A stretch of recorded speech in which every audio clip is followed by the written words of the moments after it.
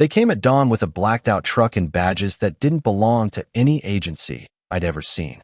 They shoved my kid against the mailbox, said they were there to inspect, and when I walked out, one of them smiled like he owned the street and asked if I wanted a problem. That's when whatever little quiet I'd stitched back together after the army snapped in half. My name's Ryan Calder. I keep a small place in Meadow Hollow, a house with a sagging porch and a garden my wife taught me not to kill. She's gone now. And that garden is the only stubborn thing left. I spent a good chunk of my life overseas doing things that teach you how to move when people mean you harm. I never thought I'd use that muscle against a corporation pretending to be a neighborhood committee, but here we are. Luke, my boy, is 22, stubborn like a winter root, handy with his hands and hopeless with paperwork. He's the kind of kid who'd fix a fence at midnight and forget to eat. The inspector they sent? He was a hired muscle for Cobalt Ridge Solutions, a firm that buys up properties through shell companies, plants covenant notices on doors, and then pressures people until they sell. They call it development. Around here, it looks like vultures with clipboards. After they left, after the truck's taillights finally died down the lane, Luke sat on the porch and stared at the crushed mailbox like it was personal. He didn't tell me about the gun until later, like he was ashamed to admit he'd been afraid. I got the footage off our old doorbell camera that night. The footage wasn't high quality, but it showed them badges, uniforms, the logo of a company I'd never heard of. I called the sheriff. I waited. The sheriff's deputy who showed up wore the right patches and the wrong answers. He said, "We'll look into it." And the way he said it made me certain he wasn't going to. There's a certain language people use when they're covering something up too smooth, too practiced. Those words slipped between us like a closing door. So I did what you do when you can't rely on what's supposed to protect you. I started digging. Not because I wanted to punch someone's lights out, though. Honest, I did think about it. But because men like me don't like being blind. I wanted names, papers, a pattern. You find patterns, you have a way to fight. I called Victor Hale, old friend from a different life, brilliant at the kind of work you do when you don't feel like explaining things to civilians. Victor showed up with a laptop, a pack of cigarettes he pretended not to want, and a look that said he'd been waiting for the right excuse to come back into the ring. We trawled county records, cross-checked shell companies, and found a trail colder than you'd expect. Cobalt Ridge had been buying small stakes in HOAs, then pushing enforcement through private contractors. They'd befriend board members, fund improvements, then lean on families to accept buyouts so developers could consolidate lots.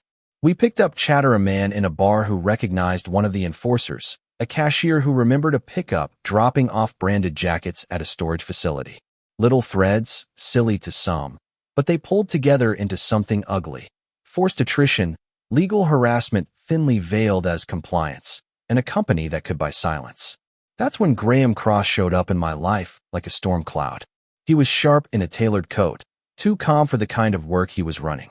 He met me at a community meeting, the kind where they bring donuts and the same tired promises. He smiled like he'd practiced it in a studio and told the room how Cobalt Ridge wanted to preserve neighborhood values.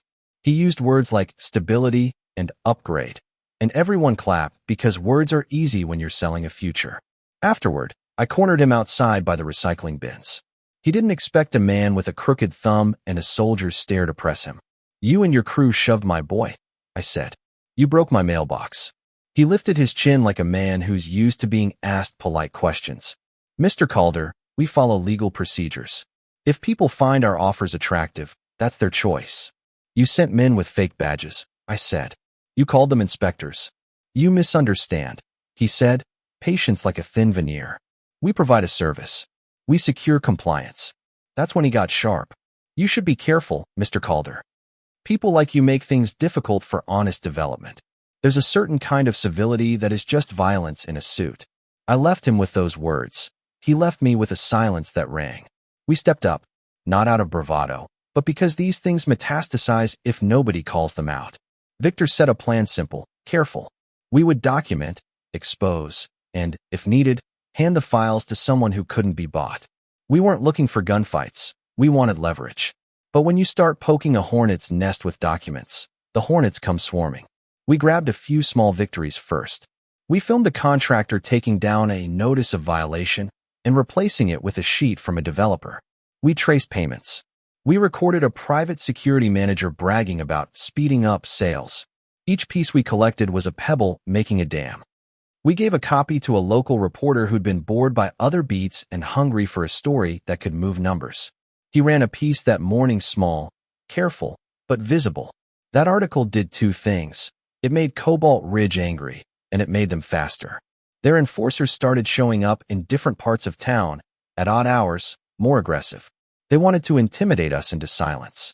On a Tuesday, they jumped a fence at a neighboring property and tore up a garden with a skid steer while someone in a suit took photos and pretended it was clearing for compliance. We lost a friend that week. Victor vanished for a day and a half after a car almost pushed him off the road. He came back with a black eye and a grin that didn't reach his eyes. "No matter," he said. "They'll overplay. They always do." That phrase, "they'll overplay," became our rhythm. People who build entire strategies on shady leverage can't resist doubling down when threatened. The big move came when we found the Ridgepoint compound, an old warehouse on the edge of town, where Cobalt Ridge coordinated security and logistics. It wasn't a fortress, not really, but it had servers and boxes of paperwork that smelled like cigarette smoke and money. We decided to get in, take copies, and get out.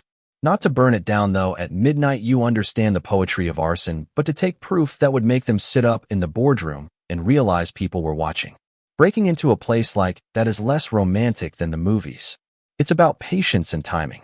We bought a delivery uniform. We had a keycard reader mimic, and we had Luke quiet and sharp who could unzip a panel and make a laptop do what it was told.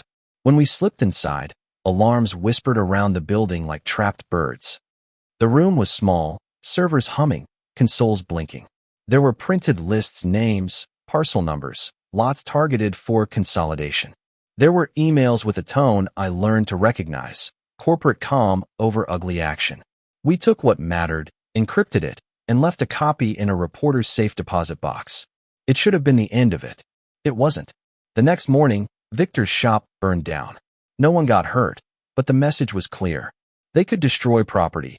They couldn't easily kill truth. We pushed the files into the daylight. The local news ran. The state paper picked it up. A watchdog group called. An attorney with a temperament for public spectacles filed a FOIA request and said what we all felt. This isn't how neighborhoods are supposed to behave. Then Graham Cross came to my door. "You shouldn't have poked our project," he said, hands folded, like a teacher telling a child that nap time is over. There was a man with him, Hal Rowe, who did the heavy smiling. He stepped too close, and when he spoke to Luke, the air became thin. "You made this personal, Mr. Calder. You have options. Sell, walk away, forget." I remember the words I used. I remember the way Luke's jaw clenched. I remember Graham's face when I quoted their own emails back at him, line for line. "Your company calls it consolidation," I said. "Your security contractors call it persuasion. What you do is theft by attrition."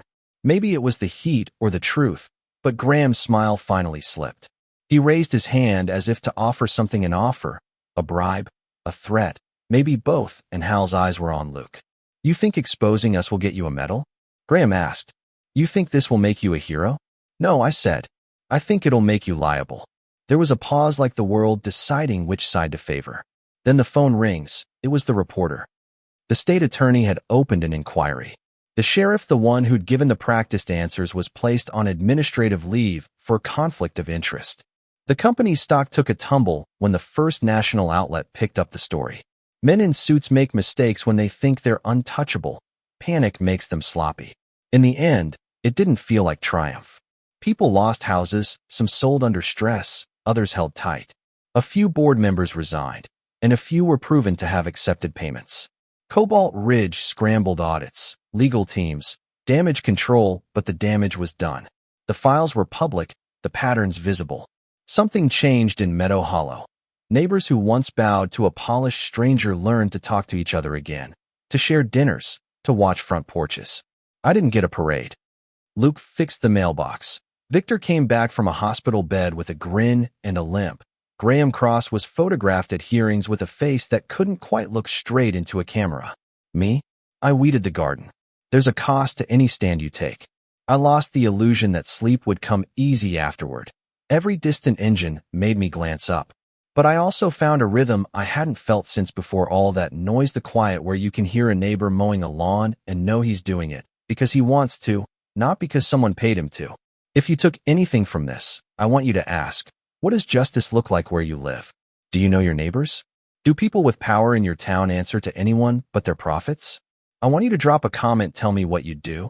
Tell me what you think is fair, and if you've ever watched something ugly slide into your own neighborhood and wondered why no one stopped it.